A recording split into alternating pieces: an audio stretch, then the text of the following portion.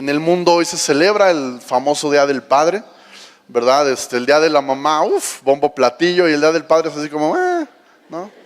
Felicidades, papá, y ya. Entonces me gustaría que se pusieran de pie todos los papás, todos los que tienen el privilegio de tener hijos, ponte de pie, también los papacitos, dale. ¿Por qué no les damos un aplauso a todos ellos y les honramos por su increíble labor, totalmente sacrificial y sin condiciones? Sepan que su trabajo de alguna manera refleja la paternidad de Dios. ¿Ok? Pueden tomar su lugar, siéntanse orgullosos de la tarea que Dios nos ha dejado en las manos. Y vamos a hablar hoy un poco. Yo tenía ya un mensaje listo, pero Dios me hizo sentir que había que combinarlo con otro que tenía.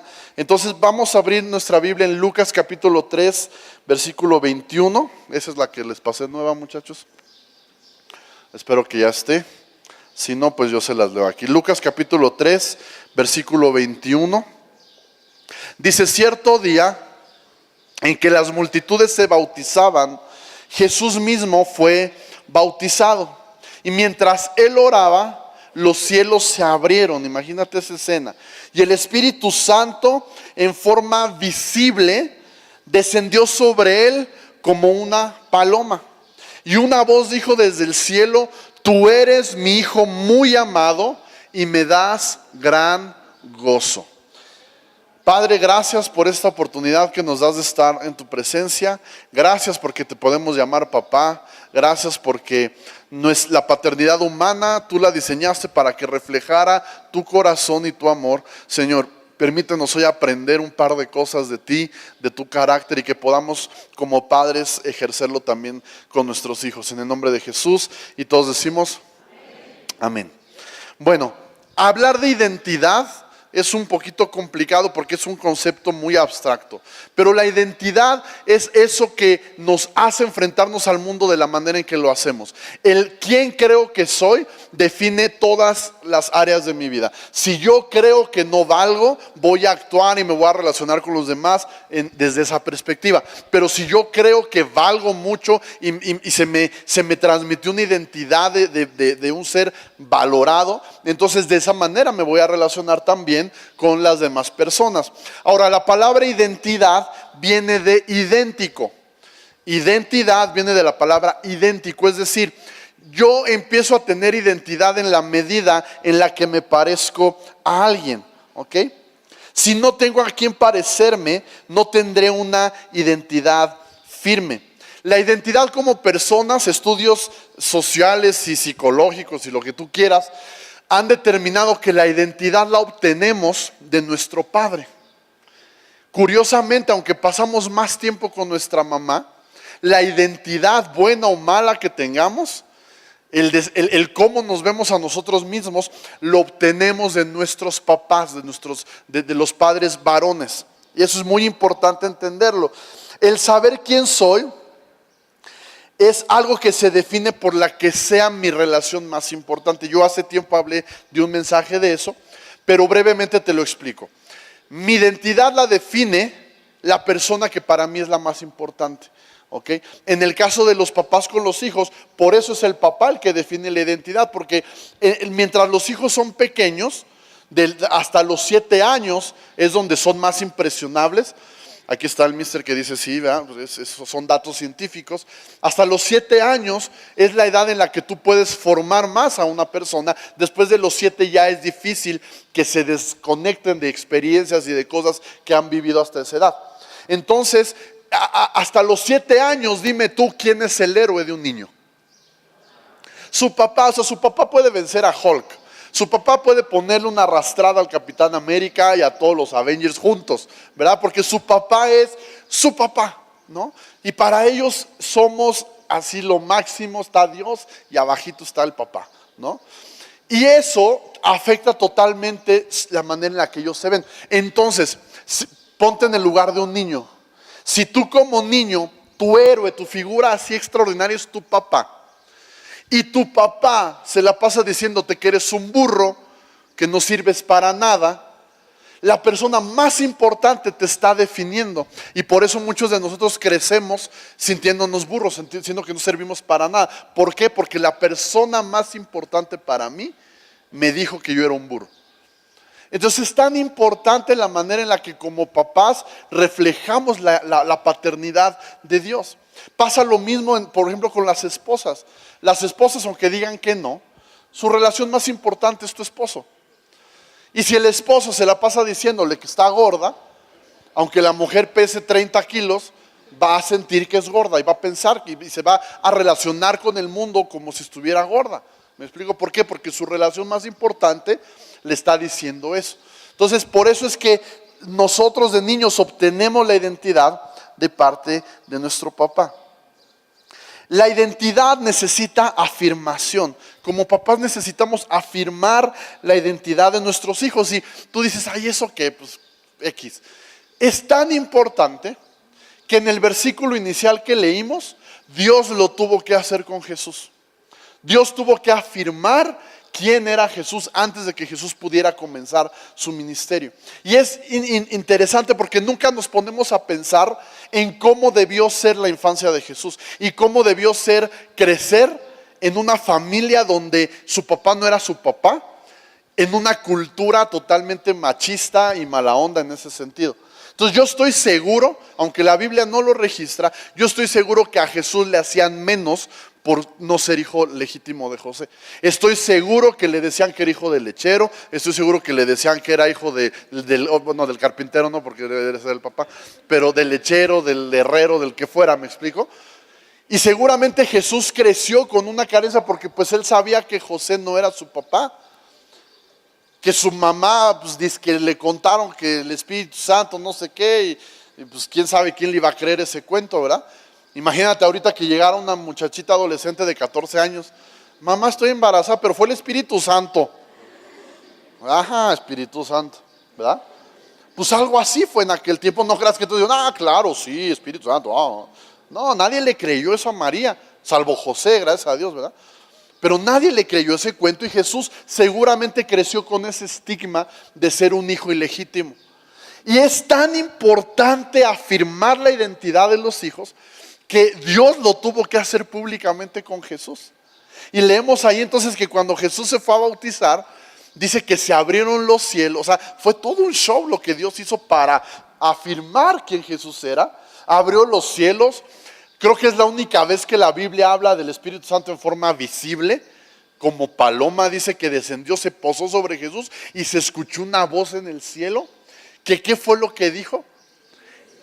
Este es mi hijo amado y él me complace muchísimo. O sea, imagínate haber estado en el lugar de Jesús después de tantas críticas, burlas, señalamientos, que Dios mismo delante de todos te avale y diga, este no es hijo de José, tienen razón, no es, pero tampoco es hijo del lechero, tampoco es hijo del herrero. ¿Saben de quién es hijo? Es mi hijo y me complace mucho. Es decir, Dios tuvo que afirmar eso y darle seguridad a Jesús para que Jesús pudiera comenzar su ministerio. Seguramente si Dios no hubiera afirmado de esa manera su paternidad de Jesús, Jesús quizá no hubiera sido capaz de ejercer su ministerio de la manera en la que lo hizo. Por lo tanto, la identidad de tus hijos necesita ser afirmada si quieres que ellos se enfrenten al mundo y a la vida con seguridad. Algo que hace mucha falta en los jóvenes de hoy es seguridad. La piensan pero años para hacer algo. Y que si estudio esto o aquello, ahí no sé, papá dime, ¿verdad? Toma usted la decisión, ¿qué quieres hacer? Es que no sé. Oye, ya llevas 5 años con esa muchacha, ¿qué vas a hacer? Ay, no, pues nos estamos conociendo.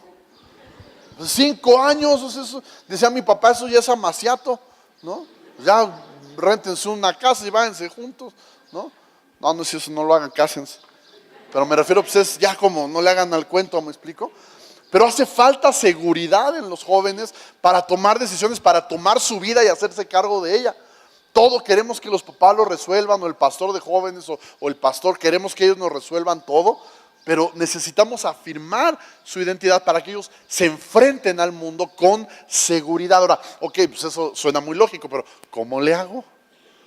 ¿Cómo afirmo la identidad de mis hijos? Bueno, te voy a dar un par de consejos según lo que la Biblia nos enseña. Pero saber quién soy me da seguridad. Como hijos necesitamos saber quiénes somos. Y muy importante es saber de dónde venimos.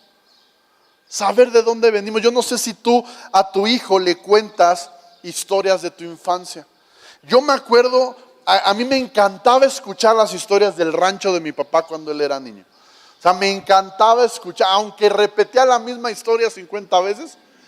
Y era así de, ya va a contar la de aquella vez cuando, o sea, ya sabíamos lo que iba a contar, pero no era de que, ay, qué aburrido, era de, la quiero escuchar otra vez. Aunque ya sabía yo qué iba a pasar, me gustaba escucharla, la misma historia 100 veces, ¿no? De cómo mi abuelito Daniel lo mandó a Tlazazalca con el burro cargado cuando él tenía 6 años. Haz de cuenta, Tlazazalca era como ir de aquí a Tlazala. Y era un niño de 6 años y lo mandó con la burra cargada y a medio camino lo mandó en la noche, bueno, en la tarde cuando ya iba a oscurecer. Estaba loco mi abuelo, yo creo. Y como mi papá contaba que a medio camino se le sentó la burra. Un niño de, a ver, párala. Y no, pues pobrecito, dice que nomás se tiró allá al lado de la burra a llorar. Y hasta que un alma misericordiosa pasó por ahí, le ayudó, paró a la burra y ya lo mandó, ¿verdad? Pero yo me acuerdo que él contaba esa muy seguido. Me acuerdo que contaba cuando por primera vez mi abuelo le dio dinero para irse a la feria de Tlazazalca y él contaba cómo a partir de ahí mi abuelo lo empezó a tratar ya como a un adulto, ¿no? Me acuerdo que dice mi papá que él ese día de la fiesta, de la feria, pues él se levantó temprano, hizo todo, así todo lo que tenía que hacer, así bien diligente, ¿no? Y ya ahí por ahí de las 4, pues ya fue, oye papá, ya acabé y todo, ok. Y pues no hallaban ni cómo decirle, porque mi abuelo yo no lo conocí, pero dicen que era recio, ¿no? Y que ya no hallaba él cómo decirle, que pues, papá, me dejas ir a la feria, y ya hiciste esto, ya, pa, y el otro, ya. Y el otro día vi que había no sé qué suelto, ya lo arreglé, ya está todo, pa. Está bueno. Y ese está bueno era la gloria, ¿no? Entonces ya él fue, se bañó, porque pues iba a haber muchachas allá en la feria, y ese era el rollo de ir y ligar, ¿verdad? Y ya se fue, se bañó, preparó su yegüita, lo que tenía, y dice que ya cuando ya iba acá en la yegüita caminando, y dice que nomás oyó el chiflido clásico de mi abuelo, que yo no lo conozco, pero le chifló, ¿no? Y él valió. Ya va a empezar con, no hiciste. Y dice que ya venía bien agüitado él ahí en la yegüita, pues ya valió, ¿no? Ya no se hizo. Dice que nomás se acercó, mi abuelo abrió la ventana de la casa y nomás le estiró la mano. Y dice ¿cómo le dijo? Hay centavos o no sé qué le dijo, ¿no? Toma centavos. Y ya que pues dice que él los agarró, pues, ni le preguntó, ni, gracias papá, y pélate, ¿no? Porque no se vaya a arrepentir. Entonces dice que ya que llegó a la feria, pues dice que era una feria, lo que le habían dado era una feriezota, dice que era mucho dinero. Pues él anduvo ahí de disparador y no, hombre, fue la sensación él. Y dice que a partir de ahí, mi abuelo lo trató ya de una manera totalmente distinta, ¿no? Él dice, para mí, esa vez fue, o sea, dejó de tratarme como niño y me empezó a tratar como adulto. Pero esas historias, una y otra vez las contaba, del lugar donde mi abuela ponía los quesos, cómo se subían a comérselos a escondidas. El patio, el árbol del patio, la entrada que para él era gigantesca. Y después, en el año 2012, en agosto de 2012, por primera vez visité el rancho del que tantas historias nos había dado y pude ver. Por ahí tengo una foto que les mandé de esa vez. Que pude por primera vez visitar el rancho, ver con mis propios ojos el patio. Aquí mira, ahí está mi papá con una tía de él, la tía Elisa, que también hablaban un montón de la señora Elisa. Se nos hizo conocerla ahí, ¿verdad? El estar ahí fue para mí muy importante, porque fue de alguna manera que todas las historias que yo había escuchado de cuando él era niño, fue como verlas cobrar realidad, ¿no? Te decía ver el árbol, ver el patio, la puertita que él decía que se echaba brincando con el caballo. O sea, todo eso fue para mí muy importante. Y fue importante porque en aquel tiempo íbamos, mi esposa ya estábamos casados, ella iba embarazada de Santi. Y Santi ya faltaba poco para que naciera realmente, ¿no? Y justo antes de ser papá yo tuve la oportunidad de tener esa experiencia que para mí tuvo un gran impacto, el conocer finalmente de dónde vengo. El saber quién soy depende en gran parte de saber de dónde vengo. Y mi papá hizo un extraordinario trabajo porque siempre nos contó, así, o sea, casi siempre él terminaba contando una historia de cuando era niño, ¿verdad? De la familia, de los tíos, de su papá, de cómo él se relacionaba con él y todo eso a mí me ayudó. Ahora, tú dirás, bueno, ¿eso qué tiene de relevante? Es tan relevante que en la Biblia se toma mucho tiempo y muchas palabras para hablar de las genealogías. Si tú lees libros tanto del Antiguo como del Nuevo, dice, y David engendró a Santiago, y Santiago engendró a no sé quién, y no sé quién engendró a los... Y así como 3 capítulos, 4, 5 capítulos de puro tal engendró a tal. Y tú dices, bueno, ¿y eso a mí qué me interesa? Bueno, a ti no. Pero en su momento fue importante para que esa gente supiera de dónde venía. Porque saber de dónde vengo tiene injerencia en saber quién soy. Y el saber quién soy me da seguridad para enfrentarme a la vida. Y a lo mejor aquí en este lugar habemos personas que tuvimos la dicha de tener un padre con nosotros, que lo hizo bien, lo hizo más o menos, o quizás lo hizo mal, pero ahí estuvo. Y yo creo que siempre es por muy malo que el papá sea, siempre es bueno que esté presente. Y yo sé que a lo mejor aquí hay personas que no se identifican con eso, porque a lo mejor tu papá terrenal nunca estuvo contigo. Pero déjame decirte que no tienes por qué sentirte mal. Porque a final de cuentas, tanto los que no tuvieron un papá como los que sí lo tuvimos, a final de cuentas terminamos siendo adoptados por nuestro Padre Celestial. Y a final de cuentas, la identidad más real y más profunda que podamos nosotros recibir es de nuestro Padre Celestial. Aunque tu padre haya sido extraordinario, yo no me puedo quejar de mi papá prácticamente de nada. Sin embargo, reconozco que mi Padre Celestial es inmensamente mejor. Y la identidad que Él pone sobre mí es mucho más alta. Mira lo que dice Gálatas 4, versículo 1. Dice, piénsenlo de la siguiente manera. Si un padre muere y deja una herencia a sus hijos pequeños, esos niños no están en mejor situación que los esclavos hasta que se hagan mayores de edad, aunque son los verdaderos dueños de todas las posesiones de su padre. Tienen que obedecer a sus tutores hasta que cumplan la edad establecida por su padre. O sea, aquí lo que está diciendo es, un niño que herede una fortuna, pues está igual que los siervos de la casa del padre. ¿Por qué? Porque pues es niño. No sabe cuánto vale el dinero, no lo va a poder aprovechar. Va a tener que esperar hasta tener cierta edad y recibir entonces la herencia. Mientras tanto, es igual que un esclavo de esa casa. Y dice en el versículo 3, eso mismo sucedía con nosotros antes de que viniera Cristo. Éramos como niños y éramos esclavos de los principios espirituales básicos de este mundo. Sin embargo, cuando se cumplió el tiempo establecido, Dios envió a su Hijo, nacido de una mujer y sujeto a la ley. Dios lo envió para que comprara la libertad de los que éramos esclavos de la ley, a fin de poder adoptarnos como sus hijos, como sus propios hijos. Y debido a que somos sus hijos, Dios envió al Espíritu de su Hijo a nuestro corazón, el cual nos impulsa a exclamar, Abba Padre. Abba Padre significa papi, papito. Ahora ya no eres un esclavo, sino un hijo de Dios, y como eres su hijo, Dios te ha hecho su heredero. Esto es una promesa impresionante que está hablando aquí Pablo. Y dice, como hijos de Dios era igual. Nosotros éramos esclavos del pecado, y cuando el tiempo se cumplió, Dios envió a su Hijo con el único objetivo de poder rescatarnos y poder hacernos parte de su familia y meternos en el testamento. Sabes, mi esposa y yo, siempre desde antes de casarnos, cuando platicábamos acerca de tener hijos y ese rollo, siempre coincidimos en que queríamos adoptar. O sea, queríamos tener hijos propios, pero también queremos, si se da la posibilidad, adoptar.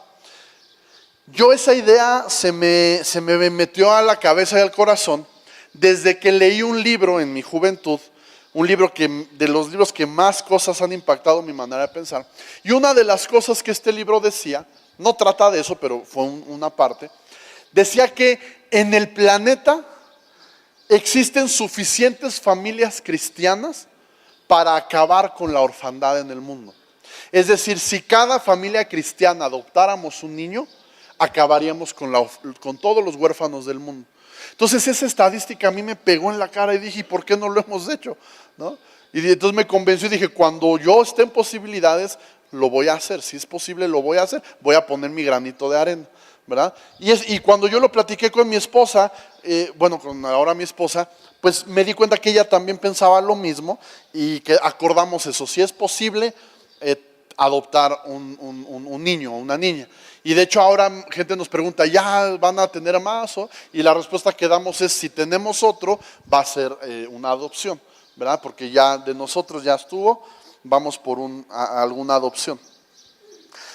Con el tiempo fui comprendiendo que el corazón de Dios es un corazón de adopción. Era algo que en ese tiempo a mí no me caía el 20, pero comprendí que el corazón de Dios es el corazón de adopción. ¿Por qué? Dice la Biblia que Jesús es el unigénito de Dios, ¿verdad? Jesús es el unigénito de Dios. ¿Alguien sabe qué significa unigénito? Más que único, significa el único engendrado. ¿Ok? Porque si fuera Jesús el único, tú y yo no seríamos hijos de Dios. Entonces Jesús no es el único hijo de Dios, es el único hijo engendrado por Dios. Ajá. El único hijo natural de Dios. Tú y yo somos hijos de Dios, pero no somos unigénitos de Dios. Nosotros somos adoptados. Tú y yo fuimos adoptados por Él. Ahora, quizá para algunos sea decepcionante pensar en que somos hijos adoptivos. ¿Por qué? Porque, otra vez, la cultura mexicana es muy machista. Y muchos mexicanos no conciben en su cabeza cómo voy a criar un chamaco que yo no hice. O sea, no lo conciben. Porque el mundo del machista se reduce a esto. Y si no salió de ahí, no concibo que pueda yo criarlo, ¿verdad? ¿Cómo voy a andar criando el placer de otro? Esa es la manera en la que muchos piensan. Entonces, cuando vemos que nuestra relación con Dios es de adopción, decimos, pues ahí está, con algo tenía que salir mal. Se veía tan bonito todo, ¿verdad? Pues ahí ya salió el peine, somos adoptados. El Jesús nos va a hacer bullying, ¿verdad? Porque Él es el mero bueno, ¿no? Y nos va a hacer la vida imposible, ¿no? Pensamos que un hijo adoptivo es un hijo de segunda categoría. Sin embargo, tú tienes que entender eso. Si tú tienes ese pensamiento, que un hijo adoptado y que tú como hijo adoptado de Dios eres de segunda categoría, comparado al lado de Jesús, porque muchos así se sienten. Muchos sienten que somos de segunda categoría y que Jesús es el bueno. Pues déjame decirte algo, y para eso te voy a poner un ejemplo. ¿Quién de aquí tiene un vehículo? Pues que quizá no sea tan nuevo, quizá es un bochito ya que se prende por gracia de Dios o algo así. O sea, honestamente, ¿quién dice yo tengo un carro ahí? Pues vale 3 pesos, ¿no? Ok, yo te cambio, mi hermana, ahorita en este momento, te cambio ese carro por este iPad. Dame las llaves del carro y yo te entrego este iPad. ¿Por qué no? Está re bonito, no está golpeado, prende a la primera, o sea, ¿no? ¿Por qué? ¿Por qué no me lo cambia? No, además de que sea suyo, no lo vale. O sea, por muy bonito y nuevo que está no vale lo que vale un coche, ¿verdad? ¿Vamos bien? Ahora, si yo le dijera a alguien, te la cambio por tu celular patito que trae el de la viborita, ¿quién me lo cambia? El primero que llegue aquí, no sé. Pero ahí correrían 3, 4 para cambiarlo. ¿Por qué? Porque vale más que el que tú me darías. O sea, no somos tontos, en pocas palabras, ¿verdad? No somos como los aztecas hace cientos de años que entregaron el oro por espejos, ¿no? O sea, nosotros ya nos rueda la piedra y decimos, no, ese trato no me conviene. Por muy viejito que esté el bocho, vale más que eso. Y al revés decimos, no, pues si esto es una ganga, ¿verdad? Si me da el iPad, le doy mi teléfono de viborita, la hice, ¿no? Ninguno de nosotros haríamos un trato en el que salgamos perdiendo. Al menos intercambiaremos algo del mismo valor. Ahora, ¿tú crees que si nosotros no somos tontos, si no haríamos malos tratos, ¿tú crees que Dios haría un mal trato? ¿Tú crees que Dios haría un trato en el que Él saliera perdiendo? Ahora ponte a pensar esto. Lo que ocurrió en la cruz fue un intercambio. Lo que Dios hizo fue entregar a Jesús a cambio de ¿quién? De ti, no digas nosotros, di de mí. Dios entregó a Jesús a cambio de ti. Eso quiere decir que para Dios tú vales al menos lo mismo que Jesús. Porque Dios no hubiera hecho ese intercambio si él hubiera salido perdiendo. No, por David, no, hombre. Por David te doy una uña de Jesús, ¿no? Te doy una uña y dame al David. Te doy una uña, dame al Ulises. No, media uña por el Ulises, ¿no? Y con la mugre, la de la mugre, ¿no? ¿Te das cuenta? Y no fue así. Dios entregó a Jesús completito hasta la última gota de su sangre a cambio de ti. Y si eso se te hace ser un hijo de segunda categoría, entonces no sé qué te podría hacer sentir el amor de Dios. Porque de ese tamaño es el amor de Dios por ti. De ese tamaño es el corazón de adopción de Dios, que prefirió entregar al único engendrado por tener a los que no eran sus hijos. Es algo impresionante.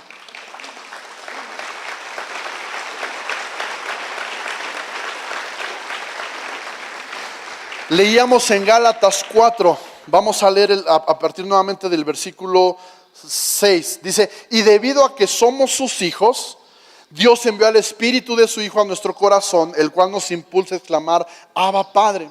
Ahora ya no eres esclavo, sino un hijo de Dios, y como eres su hijo, Dios te ha hecho heredero. O sea, ya no nada más ya no eres esclavo, sino que ahora eres hijo de Dios, ahora estás en el testamento. Eres heredero, no solo, o sea, fíjate, no solo éramos huérfanos, éramos esclavos. Huérfanos y esclavos, y nuestra realidad hoy es que somos hijos y herederos de Dios. Y eso solo ocurrió gracias a que Dios se desprendió de quien era su verdadero hijo para tenerte a ti. Eso quiere decir que Él te ama al menos igual de lo que ama a Jesús. No eres hijo de segunda categoría. ¿Sabes? Los hijos naturales no los escogemos, ¿verdad? Algunos llegan sin planearlos. Pregúntele a mi cacó, ¿verdad? Se compa así ¿de dónde, verdad? Ni lo buscábamos, ni lo planeábamos, nada, ¿verdad? Pero ahí está. Un hijo adoptivo es un hijo total y absolutamente planeado. Total y absolutamente planeado. Hay una fundación de adopción que estoy seguro que los vamos a contactar cuando adoptemos. Es una fundación que se llama De Corazón Nacemos, ¿verdad? Y se dedican a ayudar a papás que quieren adoptar. Y se llama De Corazón Nacemos porque eso es una realidad. Los hijos naturales, pues, salen y ahí están, ¿verdad? Y los amamos. Pero un hijo adoptivo requiere mucha más iniciativa de lo que un hijo natural puede llegar a tener, ¿no? La adopción es un proceso largo, complicado en nuestro país.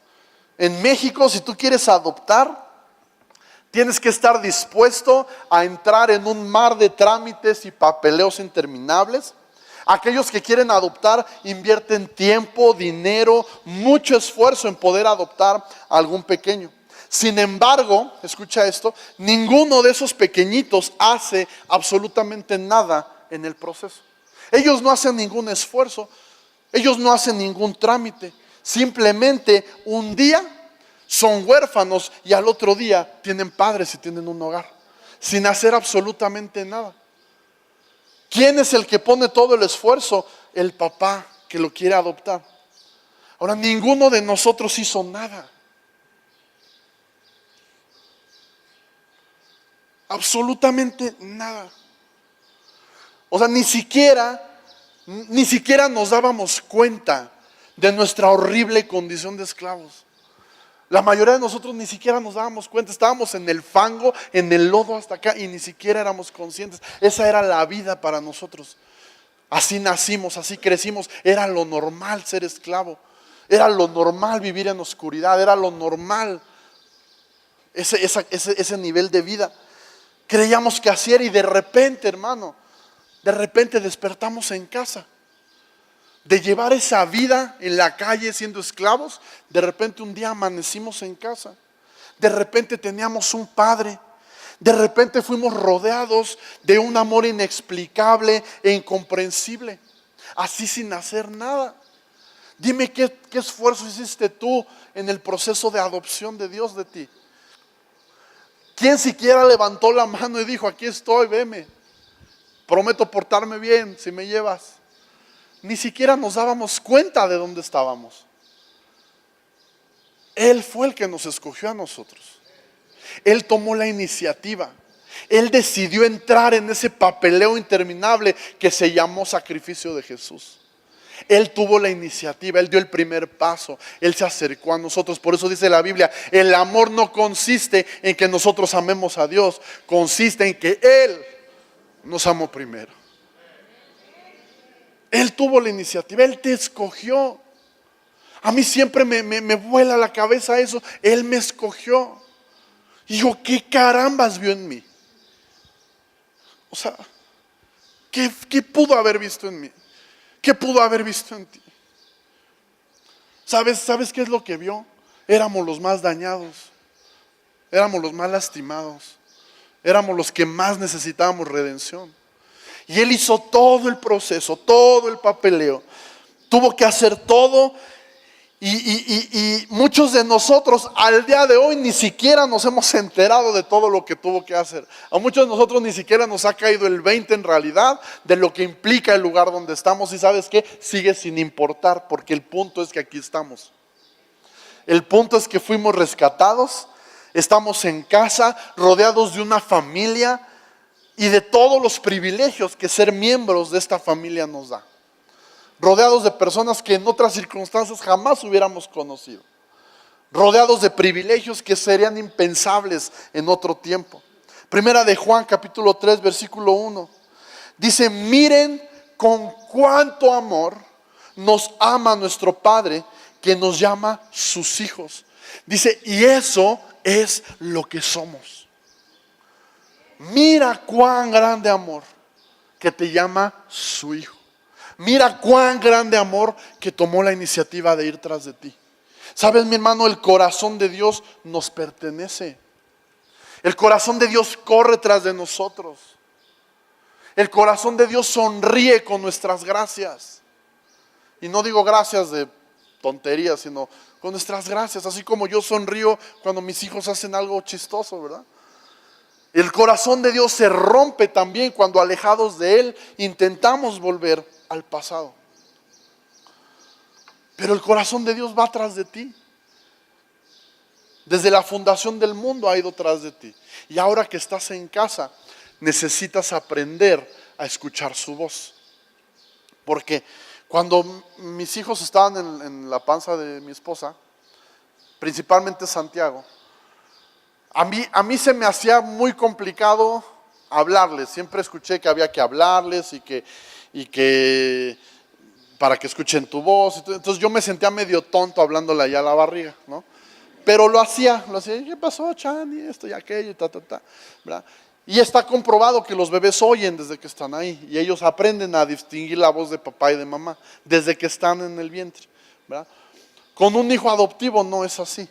Un hijo adoptivo tiene que aprender a escuchar la voz de su padre, ¿verdad? Tú y yo como hijos adoptivos tenemos que aprender a escuchar la voz de nuestro Padre. ¿Sabes quién sí conoce la voz del Padre? Jesús, porque Él es el único engendrado. Él escuchó la voz del Padre desde siempre. Él conoce la voz del Padre. Pero nosotros no, nosotros fuimos añadidos después. Y necesitamos aprender a escuchar. ¿Y cómo vamos a aprender a escuchar la voz de nuestro Padre? A través de una relación con Él. Pasando simple y sencillamente tiempo con Él. Y yo la invitación que te hago este día, no sientas que eres de segunda categoría.